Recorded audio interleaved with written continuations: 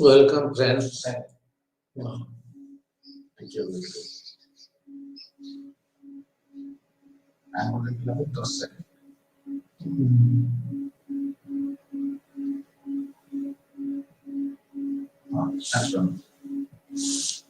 Welcome, friends.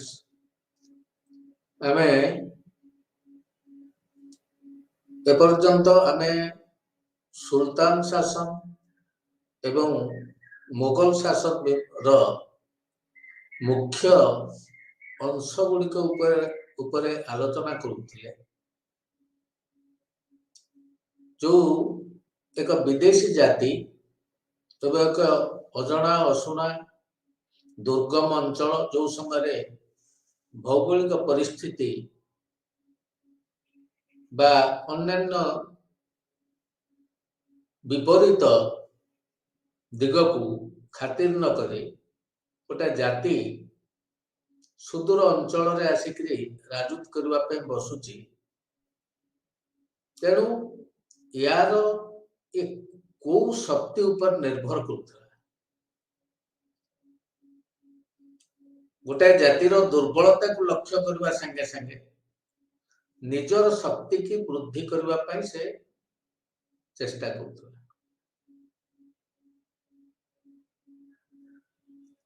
ତେଣୁ ମଧ୍ୟଯୁଗରେ ଯୋଉ ପାର୍ସିକ ମାନେ ବା ତୁର୍କ ମାନେ, ଆଫଗାନ ମାନେ, ମୋଗଲ ମାନେ ଆସି ଭାରତ ବର୍ଷରେ ଶାସନ କଲେ।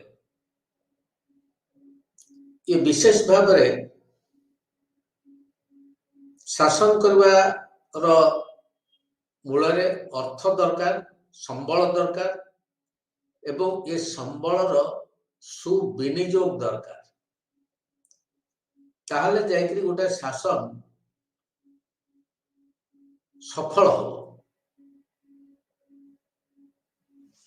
ସଂଗଠିତ ହବା ପାଇଁ ସାମାଜିକ ସ୍ତରରେ ହଉ ବା ସାମରିକ ସ୍ତରରେ ହଉ ୟା ପାଇଁ ସମ୍ବଳ ଦରକାର ଏବଂ ଏ ସମ୍ବଳକୁ ସୁବିନିଯୋଗ କରିବା ଦରକାର। ତେଣୁ ସମ୍ବଳ ବା ସେତେବେଳେ ମଧ୍ୟଯୁଗରେ ବିଶେଷ କରି ସମ୍ବଳ କେବଳ ରାଜସ୍ୱ ଏବଂ ଭୂମି ରାଜସ୍ୱ ପ୍ରମୁଖ ଦିଗ ଥିଲା। ସରକାରଙ୍କର ଆୟ କହିଲେ এই ଭୂ ରାଜସ୍ୱ ଉପରେ ବିଶେଷ ଭାବରେ ନିର୍ଭର କରିବାକୁ ପଡୁଥିଲା। ତେଣୁ ୟାକୁ ଶୃଙ୍ଖଳିତ ସୁସଂଗଠିତ କରିବା, ରାଜସ୍ୱକୁ ଠିକ ଭାବରେ ଆଦାୟ କରିବା, ଇଏ ଗୋଟେ ଆହ୍ୱାନ, ଇଏ ଗୋଟେ ଦାୟିତ୍ୱ ଏବଂ ସେ ଆୟକୁ ନିଜର ଶକ୍ତି ବୃଦ୍ଧି କରିବା ପାଇଁ ଅର୍ଥାତ୍ ସାମରିକ ସଂଗଠନକୁ ସୁଦୃଢ କରିବା ପାଇଁ ମଧ୍ୟଯୁଗୀୟ ଶାସକ ମାନେ ସବୁବେଳେ ଚେଷ୍ଟା କରୁଥିଲେ। ତେଣୁ ଯୋଉ ସମୟରେ ମୋଗଲ ମାନେ ହୁଅନ୍ତୁ ବା ସୁଲତାନ ମାନେ ଶାସନ କରୁଥିଲେ, ଇଏ ଏକ ବିଦେଶୀ ଜାତି, ଅନେକ ଶତ୍ରୁ ଏଠି ଅଛନ୍ତି। ୟାଙ୍କ ପ୍ରତି ସଜାଗ ରହିବା, ସତର୍କ ରହିବା ଏବଂ ତା ସାଙ୍ଗେ ସାଙ୍ଗେ ନିଜର ସାମରିକ ଶକ୍ତିକୁ ବୃଦ୍ଧି କରିବା, ସଂଗଠିତ କରିବା, ଶୃଙ୍ଖଳିତ କରିବା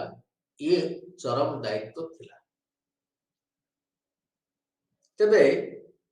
କୋଉଭଳି ଭାବରେ ସୁଲତାନ ମାନେ, ଦିଲ୍ଲୀ ସୁଲତାନ ମାନେ ବା ମୋଗଲ ସମ୍ରାଟ ମାନେ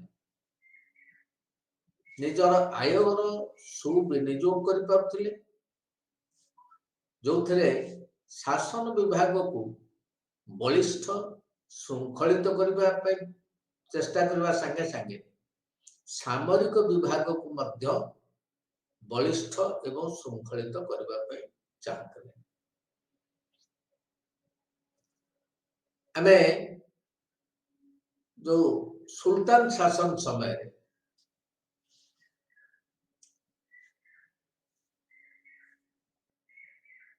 जो माने किछि शासक जो माने विशेष करी अलाउद्दीन खिलजी बलबन एमाने बहुत श्रृंखलित करी गढ़ी सैन्यबाहिनी से बलबन को समय रे देखा जायछि एटी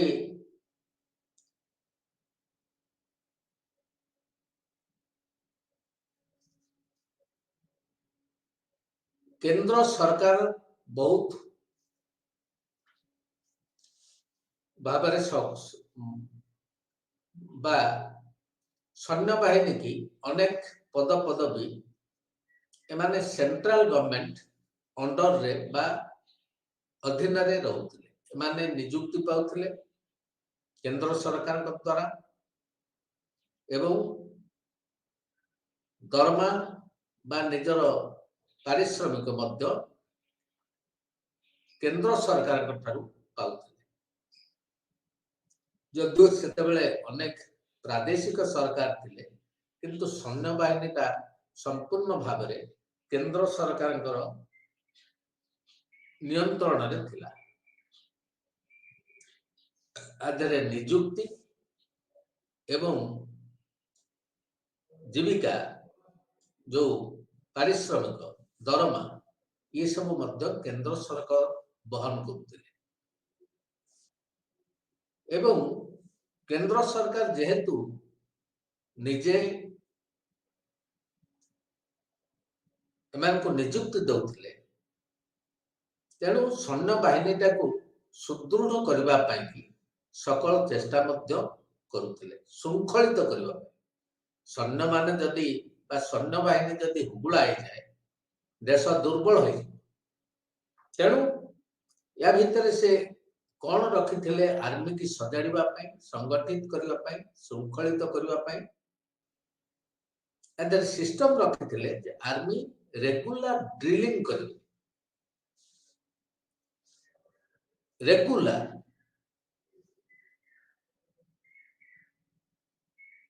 याकू आमको टिके भितरे माने टिके सूक्ष्म भाव में विचार कले जीवन यात्रा भितर जेकोसी जिनिस जदि रेगुलरली नियमित भाव में अभ्यास भाव में कौन सी कार्य करा जाए ताहले ताहा हमको अनेक बल बा शक्ति दे जाए श्रृंखलित जीवन जमती बलिष्ठ एवं शक्तिशाली होता है सफल होता है तेणु शासन विभाग रे मध्य श्रृंखला आवश्यक जो कि ये सुल्तान शासक माने मध्य तांकर आर्मी जो सैन्य बाहिनी के मध्य श्रृंखलित करी गढ़िबा पाई से दैनंदिन नियमित ड्रिलिंग व्यवस्था मध्य करते एवं सैन्य बाहिनी रे गोटे सिस्टम रखी दाग ओ चेरा किछि बहुत माने सैन्य बाहिनी रे अनेक विभाग रही था तमरो इन्फेंट्री कैवेलरी एलिफेंट्री नाभी ये सब विभाग रही था अब एते जो कैवेलरी किछि माने घोड़ा मानकर मध्य दैनंदिन ड्रिलिंग होता जो हॉर्समैन बा जो ऑफिसर्स ये कैवेलरी दायित्व रहउथिले से घोड़ा मानकर दैनंदिन ड्रिलिंग करा जाउथला घोड़ा एवं अश्व एवं अश्वारोही उभयंकर रेगुलर ड्रिलिंग करा जाउथला जहाँ कुआ जाउथला दगो चेरा एवं या भितरु ए ड्रिलिंग भितरु बच्छा जाउथला ब्रांड हॉर्स को घोड़ा गोटे ब्रांड हेकरी बाहर एवं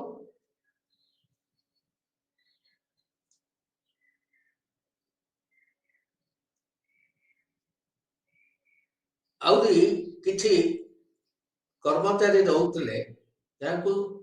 कुआ जाउथला हास्मी अल अट्राफ एमाने प्रोविंशियल हेडक्वार्टर मानकरे किछि सैन्य रहउतले एवं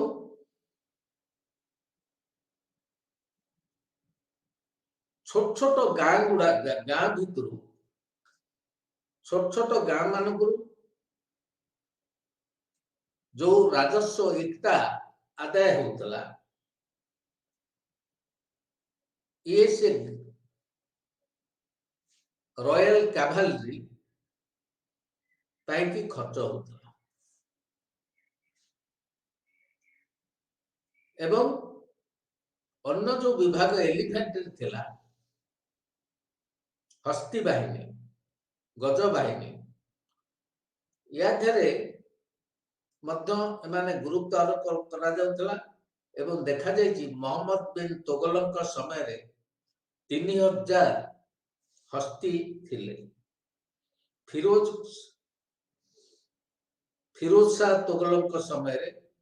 470 थिले एवं यही समय रे इन्फेंट्री जाकू स्थल बाहिनी जाकू कुआ जाउछि एटा ये सैन्य मानकू एंकू सेते बेले कुआ जाउथला पायक्स एमाने एंको काम ये सैन्य माने विभिन्न क्षेत्र रे कार्य करथिले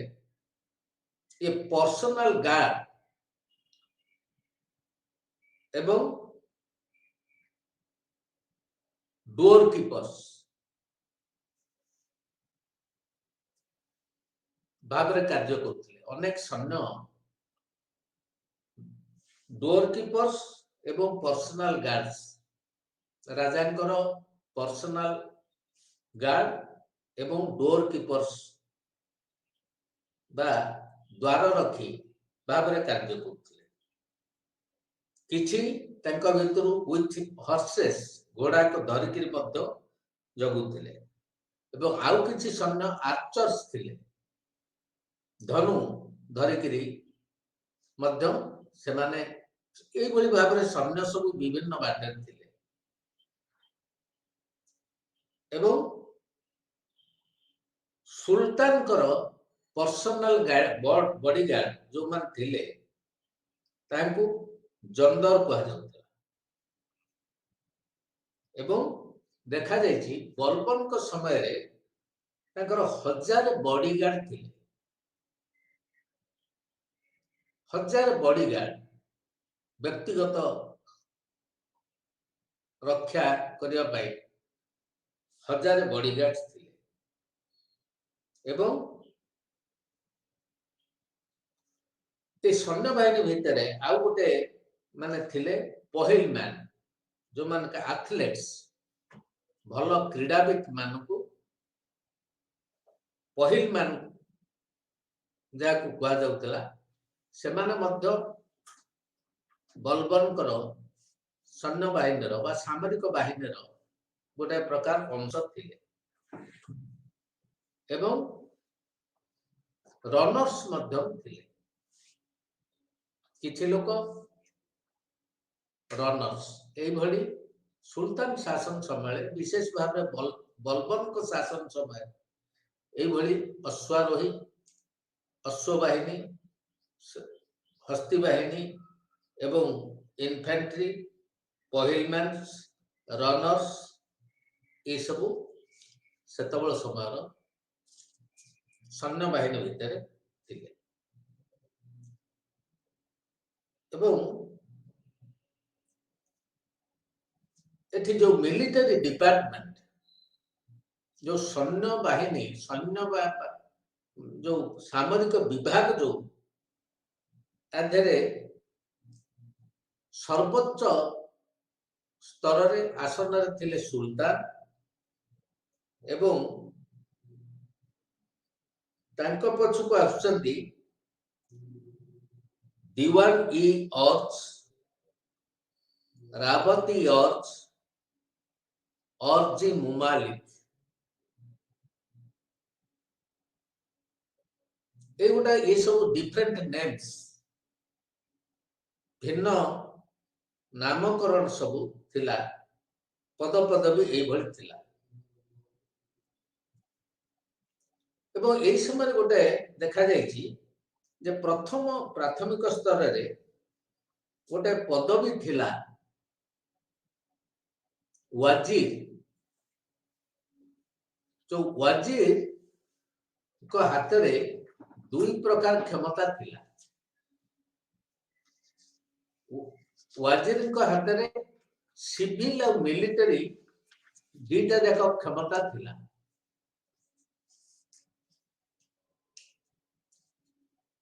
किंतु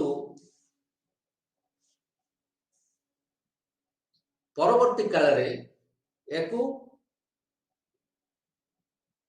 अलगा कर दिया जाए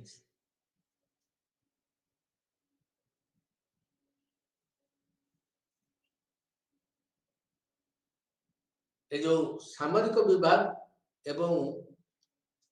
राजस्व विभाग को अलगा कर दिया गला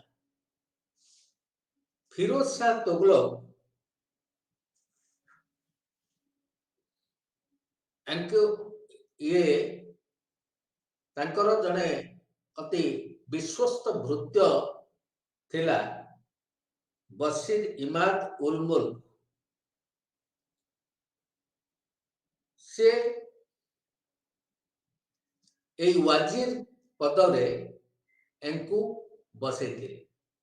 जेतु से बड़ जने विश्वस्त कृतदास सेना किंतु विश्वस्त थिले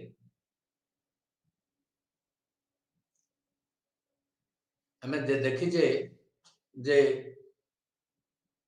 इस्लाम सॉरी सुल्तान शासन समय रे एमाने कृतदास गोटे विभाग थिला शासन विभाग रे तमाने एते कृतदास कर्मचारी सुल्तान शासन काल रे रहुथिले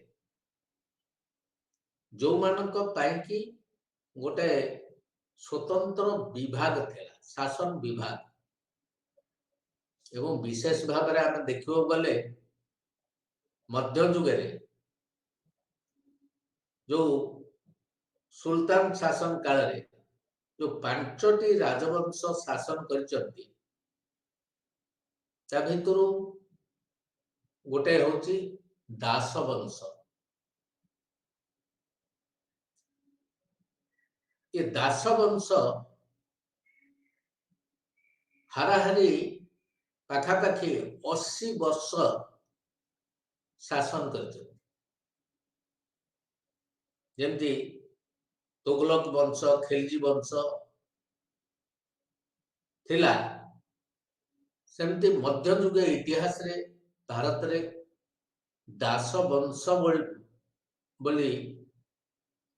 अर्थात ये जो राजा माने आसीचंती एमाने सब प्रथमे दास थिले कृतदास थिले एवं परवर्ती काल रे सेमाने शासक हेचंती तेणु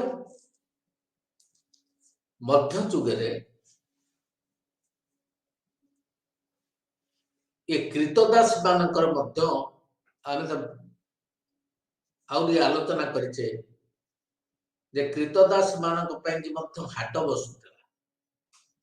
अवश्य आधुनिक युग रे आजिकली बड़ बड़ शहर मानकर मध्य ये जो लेबर मार्केट आमे एबे कहउछु ताकू किंतु सेते बेले कृतदास मानकर मार्केट थिला सेठू लोक कृतदास किणी किरी नउते पन्य भली तेणु फिरोज शाह तुगलक एठी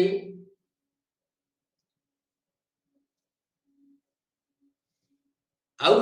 जो कर्मचारी जने रखिले दीवान ई आर्ज। ये दीवान ई आर्ज कर काम कौन गोटे पदवी जे स्वाधीन थिले जे राजा वास भीतर को पशि पाते राजा पाखक जाई पाते गोटे प्रकार कर्मचारी से होचंती दीवानी आर्ज। एवं ये रॉयल फोर्सेस राजांकर जो सैन्य बाहिनी या रिक्रूट करुले एवं ट्रेनिंग दौले निजुक्ति दौले सैन्य मान एवं ताको ट्रेनिंग दौले एवं इंस्पेक्शन मध्य करुले। तालीम ठीक भाव में चली कि ना एमाने श्रृंखलित भाव में ट्रेनिंग की आसुचंती कि नहीं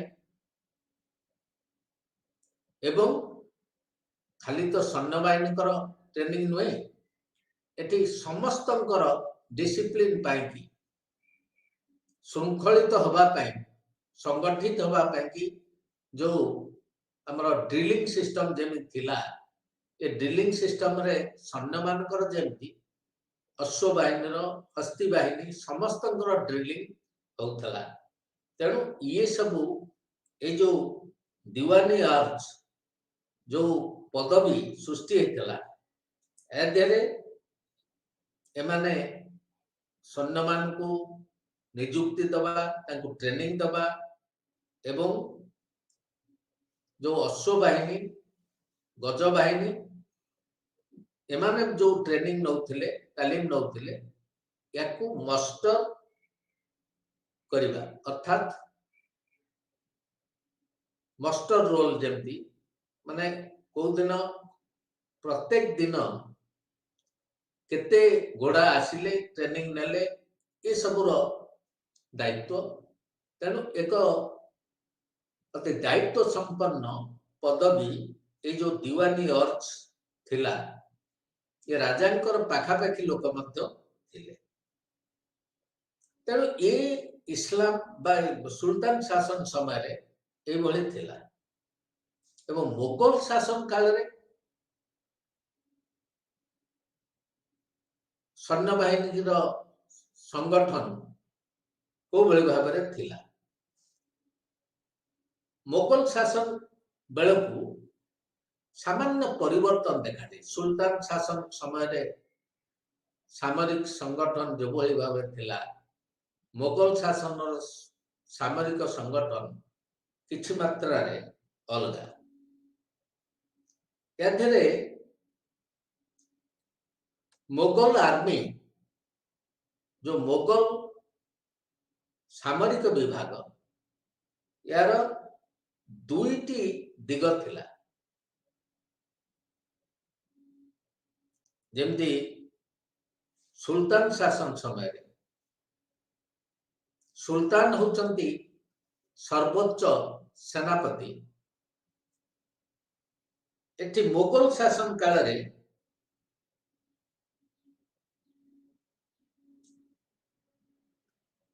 ये दुई यार दुईटी भागरे विभक्त होता गोटे होची मनसब सिस्टम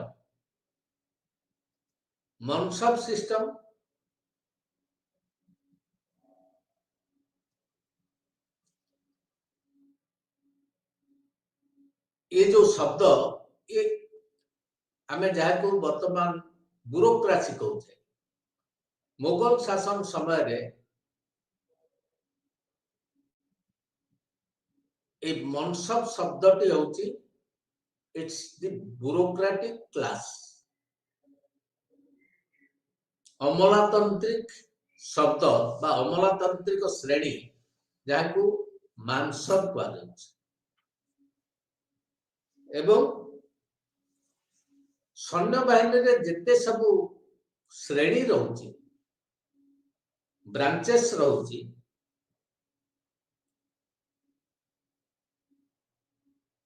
एकु संगठित करवा ये मनसबकर कार्य एथरे आउ गोटे भिन्न आधे डायरेक्ट और इनडायरेक्ट कमांड थिला मोगल सामरिक विभाग रे इनडायरेक्ट डायरेक्ट और इनडायरेक्ट कमांड किछि क्षेत्र रे अति बृहत्तर क्षेत्र रे एम्परर बा सम्राट सर्वोच्च भाव में कार्य करुला किंतु आभ्यंतरीण क्षेत्र में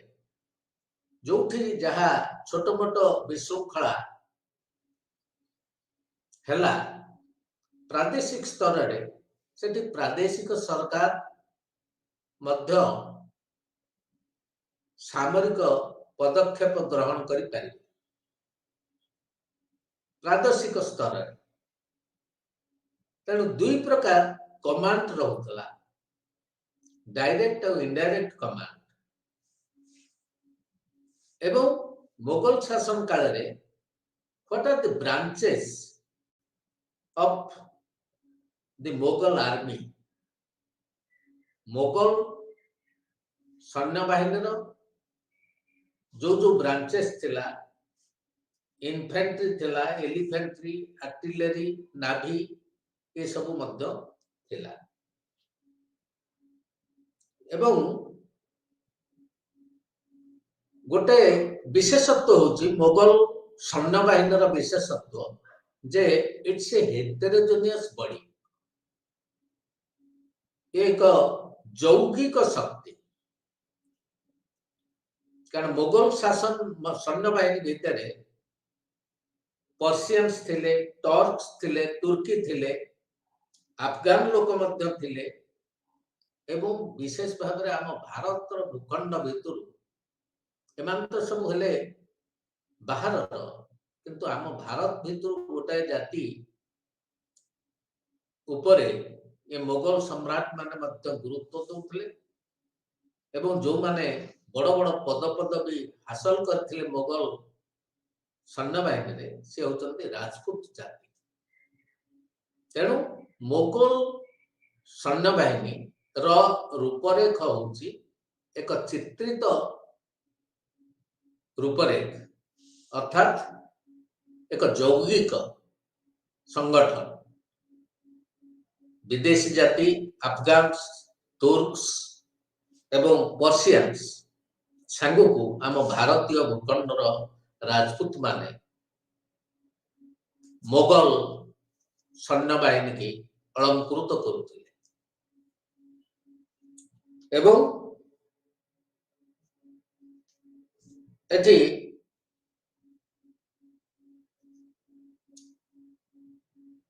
एडमिरलिटी ये होची ए सेपरेट डिपार्टमेंट ये मीर बख्श सिंह को अधीन रे रहउतला एवं ये मीर बख्श सिंह का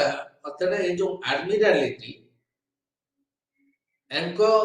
दायित्व रे रहउतला जते पोत जल रे नाभा फ्लीट्स एवं वाटरवेज जलपथ को अंचल को जलपथ रे जीव कोठू कोठी की जीव एवं आ भितर कौन नौका कि जहाज कि कौन व्यवहार हम ये सकल विषय बुझा जो एडमिरलिटी जड़े मीर बाहरी जड़े एक पदवी मीर बाहरी जहां को अधीन रे ये सब फ्लीट्स एवं वाटरवेज रहउतला ता संगे संगे नौका बा जलपोत तैयारी करबा रिपेयर करबा एवं अनेक बंदर समुद्र अच्छी पुणे नदी मानक अच्छी तेणु नदी बंदर एवं ए सब को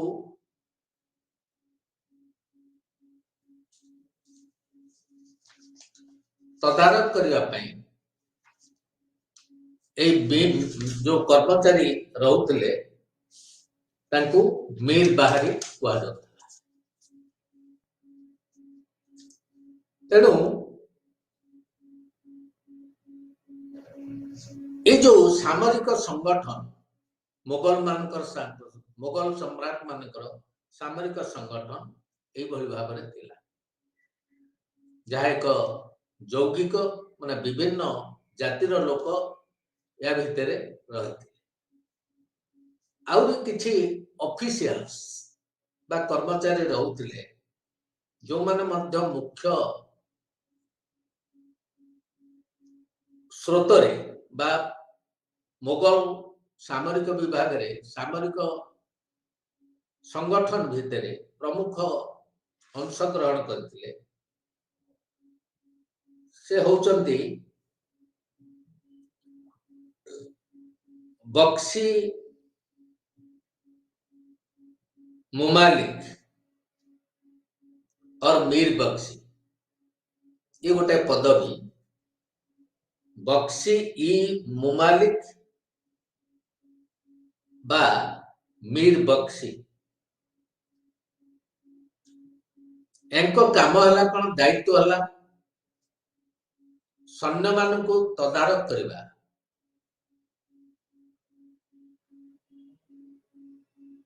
सैन्य मान को रो दरमा तांको नियुक्ति तांको कार्यक्रम एवं तांकर विश्वसनीयता जो सैन्य सैनिक भावरे सेमानकर जो दायित्व ये सब को इंस्पेक्ट करते ये मीर बक्सी एवं मीर बक्सी एते पावरफुल थिले जे से राजांकर बा सम्राटंकर प्राइवेट चैम्बर जो व्यक्तिगत प्रकोष्ठ भीतर को केवल जड़े व्यक्ति बसी पाउथला से होचंती मीर बक्सी ये जो प्राइवेट चैम्बर बा व्यक्तिगत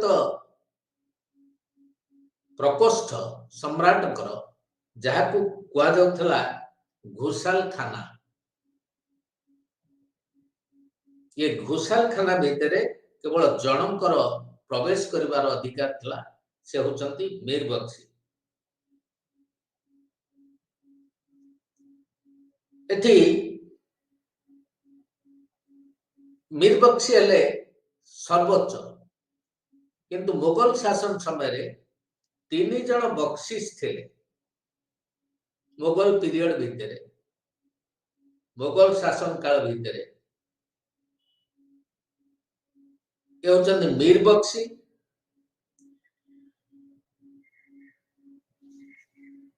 एंकर संपर्क का संगे रहउतला प्रिंसेस राजकुमार मानक सहित एवं बड़ बड़ अमीर मानक सहित ये मीर बक्सी संपर्क रहउतला प्रथम बक्सी को प्रथम बक्सी जी द्वितीय बक्सी संपर्क रहउतला मानसबादार संगे एवं जो माने लो रैंक मानसबादार मानकर मध्य गोटे हेरार्की थिला मानसबादार पोस्ट पदवी तो थिला बहु लोक मानसबादार थिले किंतु समस्ते समान नथिले एंकर रैंक थिला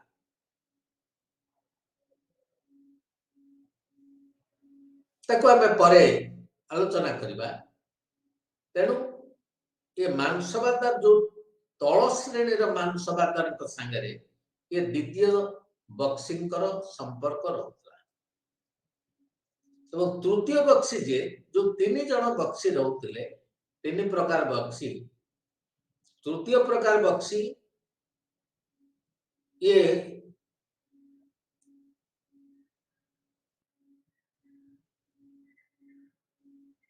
ଏମାନେ ଏ ତୃତୀୟ ପ୍ରକାର ବକ୍ସି କର୍ମଚାରୀ ମାନଙ୍କର ସମ୍ବନ୍ଧୀୟ କାର୍ଯ୍ୟକଳାପକୁ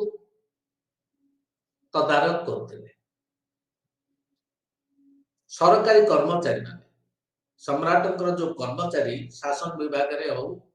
ବା ଯେକୌଣସି ବିଭାଗରେ ଯୋଉମାନେ ଦରମା ଭୋଗୀ, ଯୋଉମାନେ ସାଲାରୀ, ଅନେକ କର୍ମଚାରୀ ସିଧାସଳଖ କଣ କରୁଥିଲେ, ମାନେ ସିଧାସଳଖ କେନ୍ଦ୍ର ସରକାରଙ୍କ ଠାରୁ ଦରମା ପାଉଥିଲେ ଏବଂ ଆଉ କିଛି କର୍ମଚାରୀ ବା କିଛି ପଦବୀ ଶାସନ ବିଭାଗରେ ଅଛି ଯୋଉମାନେ ସବୁ ଜାଗିର ଉପଭୋଗ କରୁଥିଲେ। ଜାଗିର ଆମେ ତାକୁ ପରେ ଆଲୋଚନା କରିବା ଯେ ଲ୍ୟାଣ୍ଡସ୍, ସମ୍ ଲ୍ୟାଣ୍ଡସ୍ ଦେ କିଛି ଭୂମି ସେମାନଙ୍କୁ ଦିଆଯାଉଥିଲା, ସେ ସେଥିରୁ ନିଜର ପାରିଶ୍ରମିକ ପାଇବା ସାଙ୍ଗେ ସାଙ୍ଗେ ଦରମା ପାଇବା ସାଙ୍ଗେ ସାଙ୍ଗେ ଆବଶ୍ୟକ ସ୍ଥଳେ ରାଜାଙ୍କୁ ଆବଶ୍ୟକ ବେଳେ ରାଜାଙ୍କୁ ମଧ୍ୟ ସାହାଯ୍ୟ କରୁଥିଲେ। ତେଣୁ ଏଇ ଯୋଉ ସବୁ କର୍ମଚାରୀ ଥିଲେ ଏ କର୍ମଚାରୀଙ୍କର ଇନକ୍ରିମେଣ୍ଟସ୍ ଆମର ଆଜିକାଲି ଯେମିତି ସରକାରୀ କର୍ମଚାରୀ ମାନେ ଦରମା ତ ପାଉଛନ୍ତି ପୁଣି ମହଙ୍ଗା ଭତ୍ତା ପାଉଛନ୍ତି ଏବଂ ଇନକ୍ରିମେଣ୍ଟସ୍ ହଉଛି ତାଙ୍କର ପ୍ରତି ବର୍ଷ କିଛି କିଛି ବୃଦ୍ଧି ଯୋଉ କରାଯାଉଛି ଦରମାରେ ତାକୁ ଇନକ୍ରିମେଣ୍ଟସ୍ କୁହାଯାଉଛି। ତେଣୁ ଏ ତୃତୀୟ ବକ୍ସି ସେ ଏ ଇନକ୍ରିମେଣ୍ଟସ୍ କୁ ମଧ୍ୟ ବୁଝୁଥିଲେ ଏବଂ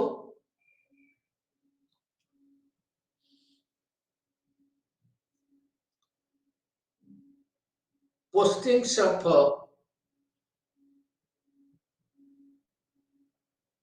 ୟାଉମିଆ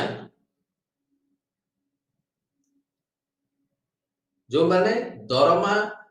ପାଇକିରି ପାଉଥିବା କର୍ମଚାରୀ ମାନଙ୍କୁ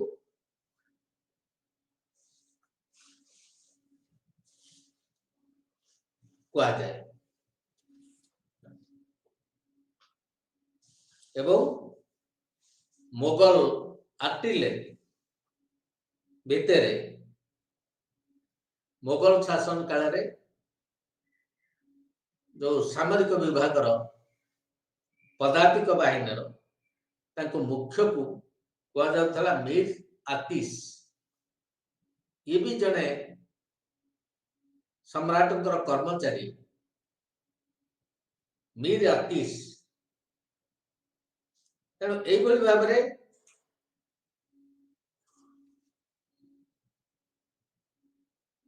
ସୁଲତାନ ଏବଂ ମୋଗଲ ଶାସନ କାଳରେ ଦିଲ୍ଲୀ ସୁଲତାନେଟ ସମୟରେ ବା ମୋଗଲ ସମ୍ରାଟ ମାନଙ୍କର ସମୟରେ ସାମରିକ ବିଭାଗର ସଂଗଠନ ଏଇଭଳି ଭାବରେ କରାଯାଇଥିଲା। ଏକୁ ଅତି ଦୂରଦୃଷ୍ଟି ସମ୍ପନ୍ନ ଭାବରେ ଏକ ନିର୍ଦ୍ଦିଷ୍ଟ ଲକ୍ଷ୍ୟ ରାଜ୍ୟ ଜୟ ଏବଂ ଶାସନରେ ଶୃଙ୍ଖଳା ଏବଂ ଆବଶ୍ୟକ ସ୍ଥଳରେ ବିରୋଧ ବା ବିଦ୍ରୋହର ଦମନ କରିବା, ଏଇ ଯୋଉ ସବୁ ଶାସନ ବିଭାଗର କାର୍ଯ୍ୟ ଏକୁ ବିଧିବଦ୍ଧ ଭାବରେ ଏ ସୁଲତାନ ମାନେ ଦିଲ୍ଲୀର ସୁଲତାନ ମାନେ ଏବଂ ମୋଗଲ ସମ୍ରାଟ ମାନେ ଯୋଉ ଭଳି ଭାବରେ ଦୃଷ୍ଟାନ୍ତ ଦେଖେଇ ଦେଇ ଯାଇଛନ୍ତି ପରବର୍ତ୍ତୀ କାଳରେ ଆମେ ତା ଭିତରୁ କିଛି ଶିକ୍ଷା ଆହରଣ କରିଛେ ଏବଂ କିଛି ବି ପରିତ୍ୟାଗ କରୁଛେ। ଇତିହାସରେ ମଣିଷ ଯେତିକି ଶିକ୍ଷା ଲାଭ କରେ ତାଠୁ ଅଧିକ ମଧ୍ୟ ଭୁଲି ଯାଉଛି। तेणु भारत इतिहास रे मध्य जुगरे जो 500 वर्ष शासन काल भितर 500-700 वर्ष ये एक राजनैतिक स्तर रे बा शासन क्षेत्र रे चहली जाइथिबा भारतीय इतिहास ये जो 10 वर्ष बा 500 वर्ष 700 वर्ष शासन भितर एवं गोटे जिनिस आमे तो तांकर कार्यकलाप देखिले शासन केमती करथिले सामरिक विभाग को केमती संगठित करथिले अर्थनीति की किभଳି सजाड़ माने सुस्थ अर्थनीति मध्य से प्रतिष्ठा करि पारथिले ता संगे संगे सफल होइथिले राज्य जय करबा पई निजर राज्य साम्राज्य को वृद्धि करबा पई ये जे सबु सुल्तान माने होतु बा सबु मुगल सम्राट माने जे दूरदृष्टि संपन्न थिले सफल थिले ता नुहे किंतु जणे जणे को ऊपरे बेस करके अन्य जणे सफल हो चलता तेणु ये जो सब व्यवस्था ये सुल्तान एवं मध्य जुगर व्यवस्था भितर आमे गोटे जिनस गोटे इम्पोर्टेंट जिनस जहा मध्य जुगर भारत इतिहास रे आमे देखुछु ये मुगल मानकर सबु व्यवस्था भितर नीति नियम भितर गोटे मानसवादारी पदवी थिला ये मानसवादारी सिस्टम तेणु ये जो मानसवादारी सिस्टम हमें दुईटी जिनस बहुत सिस्टम थिला तांकर किंतु प्रमुख आ भितर ऐतिहासिक माने जहा बेसी गुरुत्व दौरान बाछुचंती आ भितर मानसवादारी एवं जागीर सिस्टम हमें तो जानिचे इक्ता गोटे सिस्टम रेवेन्यू सिस्टम थिला राजस्व विभाग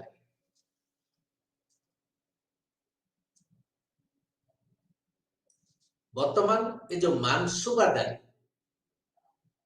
एवं जागीरदारी ये दुईटी प्रमुख अंग ये मध्ययुगीय शासन व्यवस्था विशेषकर मुगल शासन काल रे ये मानसवादारी थिला एको किछि ऐतिहासिक माने व्याख्या कला बेलू ये कहउचंती जे मुगल शासन व्यवस्था रो ये गोटा होची integral part of Mughal bureaucracy Mughal शासन काल रे जो अमला के ब्यूरोक्रेट्स जेमती आजिकली हमर bureaucrats starting from IAS officers OAS officers different provincial officers तेणु सेतबल समय जो अमला माने राजकर्मचारी मानक भितर मध्य ये मानसवादारी सिस्टम टा होची मारे गुरुत्वपूर्ण पदवी जेते ब्यूरोक्रेट थिले जेते अमला थिले जेते राजकर्मचारी थिले ये मानसब्स माने होचंती अति गुरुत्वपूर्ण पदवी एवं गुरुत्वपूर्ण व्यक्ति माने ये मानसुबेदार भाव में नियुक्ति पाउतले सीधा सड़क सम्राट द्वारा यार अन्य दिग कौन आपको आहरी किछि ऐतिहासिक कहउचंती जे ए जो मानसुबेदारी सिस्टम बा जड़े मानसब is an elite within the elite. Elite कहले शिक्षित जो माने उच्च शिक्षित एलाइट्स जेते राज्य जेते एलाइट्स अछंती शिक्षित अछंती तांको भितरे पुणी बड़ शिक्षित बा उच्च शिक्षित को गणा जाए तेणु जेते ब्यूरोक्राट्स मोगल शासन काल रे थिले जेते राजकर्मचारी समस्त भितर उच्चतर राजकर्मचारी बा उच्चतर पदवी एई मानसब माने बसुथिले एंकर ए जो मानसब माने ये कोठी काम करथिले सम्राट एमान को नियुक्ति दउथिले एंकर किछि निर्दिष्ट क्षेत्र नथिला एमान को जोठी जो विभाग रे कार्य करबा पाए दिया जाउथिला एवं जेमती आजिकली आईएएस ऑफिसर जने हे गले से कोन गोटी विभाग रे काम करछ आज कृषि विभाग रे अछि काली शिक्षा विभाग जुबो काली अर्थ विभाग को जुबो तेणु जो बड़ी भाव रे ये मानसप माने मध्य ये जेकोसी उच्च पदवी रे एमान को जेकोसी विभाग रे कार्य करबा दिया जायतिला एवं एंक भितरु किछि मानसप को को बड़ी भाव रे कोठी वाजीर भाव रे कोठी बक्सी भाव रे कोठी फौजदार सुबादार ये सब सुबा कहले प्रदेश प्रदेश को मुगल शासन काल रे प्रति प्रदेश को सुबा को आदि तेणु गोटे सुबार हेड सुबादार भाव मध्य अनेक क्षेत्र रे ये मानसप मान को मध्य नियुक्ति दिया जाउतला केवल एमान को गोटे विभाग रे विचार विभाग को छाड़ी देले अन्य सबु विभाग रे एंकु समय पड़िले विभिन्न समय रे एंकु नियुक्ति दिया जाउतला एवं ए जो मानसवादारी सिस्टम यार प्रकृत अर्थ कहबो गले ये होची गोटे प्लेस पदवी बा पोजीशन एवं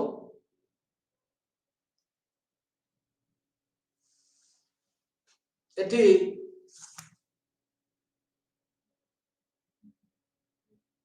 एक उच्चतर पदवी जो ये मानसप माने रहते नियुक्ति पाते एवं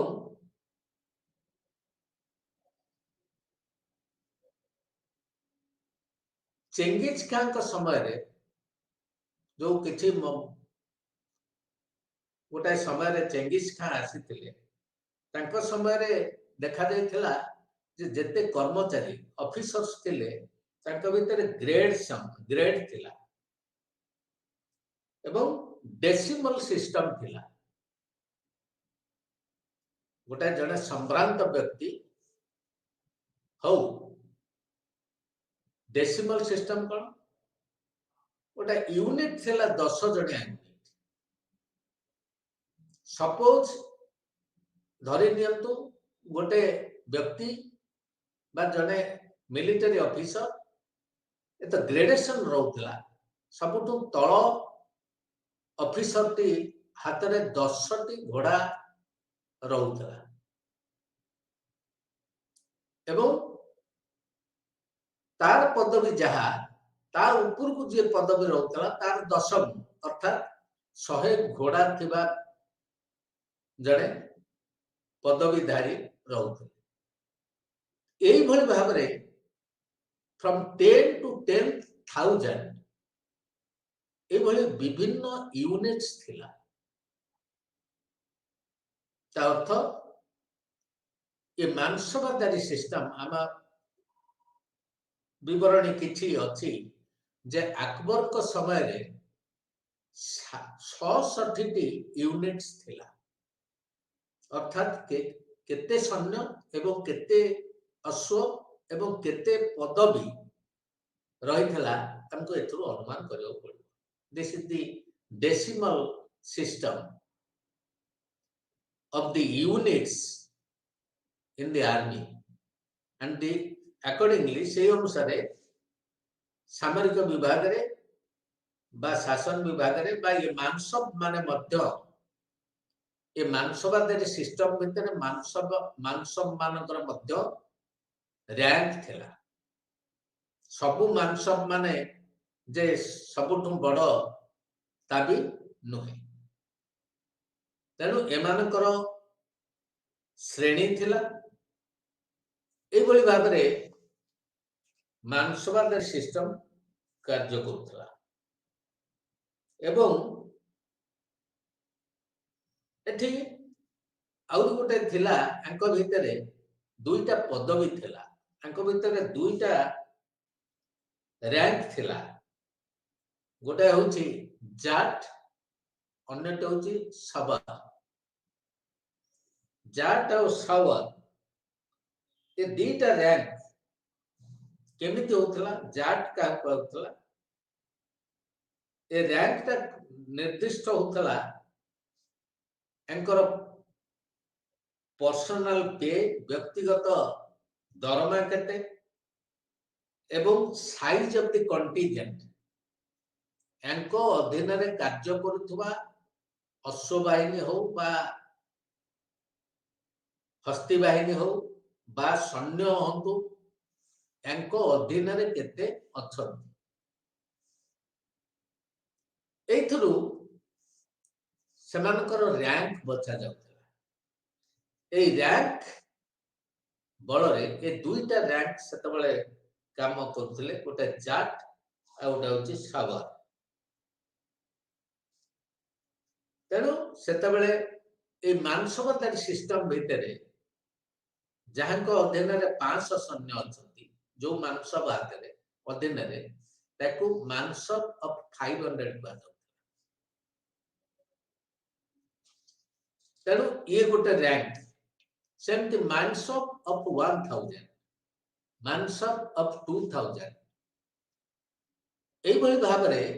मानसबतारी सिस्टम रे जो मानसब माने नियुक्ति सम्राट करुथिले जो माने जेकोसी विभाग रे मध्य आकु अवस्थापित करा जाउतला नियुक्ति दिया जाउतला किंतु ये समस्तंकर जे समान रैंक थिला तार नहे तेणु मानसबतारी सिस्टम भितरे there was a rank of different categories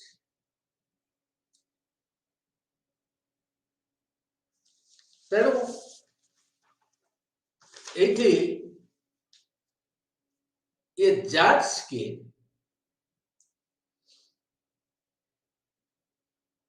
anchor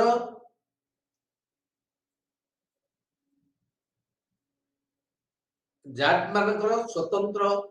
पे थिला मानसब पे जहाकू कुआ जाउतला तलब खासा एवं सबर माने अंको हातरे अंको अधीन रे fixed number of horses and horsemen to be maintained ए जो दुई प्रकार रहिले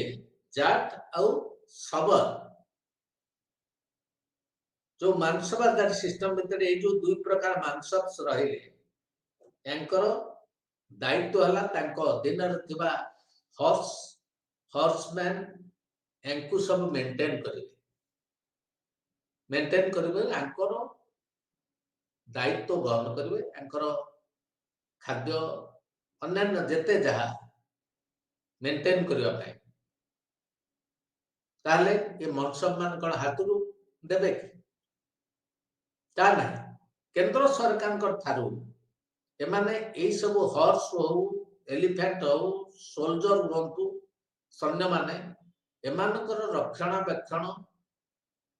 ଖାଦ୍ୟ, ବସ୍ତ୍ର, ଅନ୍ୟାନ୍ୟ ଆବଶ୍ୟକ ଜିନିଷ ପାଇକି ଗୋଟେ ସ୍ୱତନ୍ତ୍ର ଆଲାଉନ୍ସ କେନ୍ଦ୍ର ସରକାରଙ୍କ ଠାରୁ ଭତ୍ତା ପାଏ। मेंटेनेंस खर्च ताकू छाड़ी सेमानकर तो निजर दरमा अछि।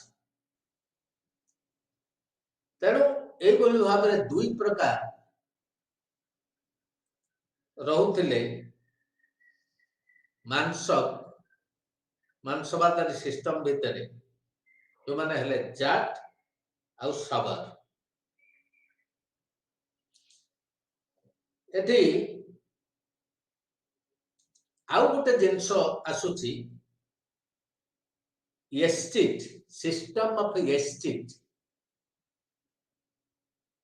एस्टेट जहाँ को पारसी भाषा रे कह जाउची जब्त, आमे जहाँ को ओडिया रे कहउचे जबत। कहा घर किछि जो हमरो किछि उद्धार करा जाउ, चोरी जिनस हो बा जबत करा जाउची जो, तेणु ये जो एस्टेट सिस्टम जहाँ को जब्त कहा जाउता मुगल शासन काल रे ये भी गोटे सिस्टम थिला। कौन ये ना एम्परर कर केते क्षमता क्षमता तो निश्चित कथा, किंतु क्षमता को दुरुपयोग करा जाउथिला कि नहीं हमें गोटे जिनसु एथुरु हमें अनुमान कर परिबा। ए जो एस्टेट सिस्टम, ये सिस्टम होची कोन जड़े सम्भ्रांत से बड़ बड़ उच्च पद पदवी रे शासन विभाग रे थांतु, से जने बक्सी हेई थांतु, वाजीर हेई थांतु बा मानसब हेई थांतु बा सेनापति हेई थांतु, से मरी गला परे से तो बड़ समय रे गोटे सिस्टम देखा जाउ। से मरी गला परे तार संपत्ति की सरकार जब्त कर दउथिले, पोजेशन को नहीं जाउथिले सरकार जेड बड़ पद पदवी रे था। काहे कि या पछरे जुक्ति कौन, ये कौन एकछत्रवादी मनोमुखी ना प्रकृत शासन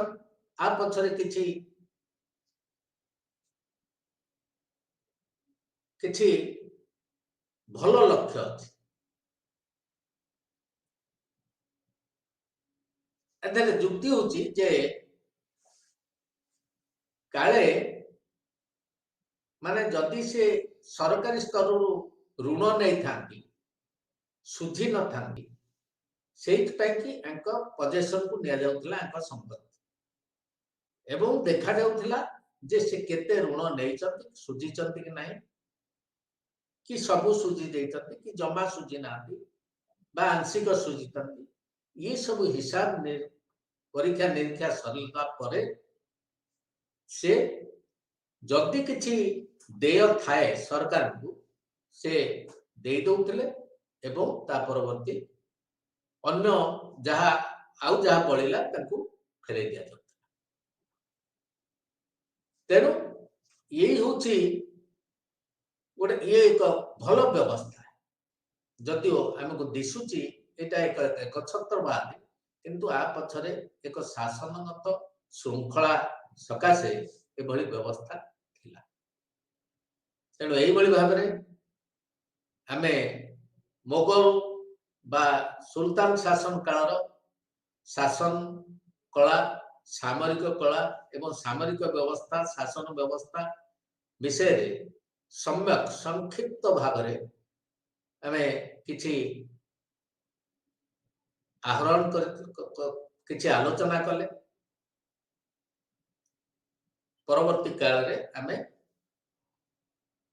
अन्य व्यवस्था उपरे आलोचना करिबा।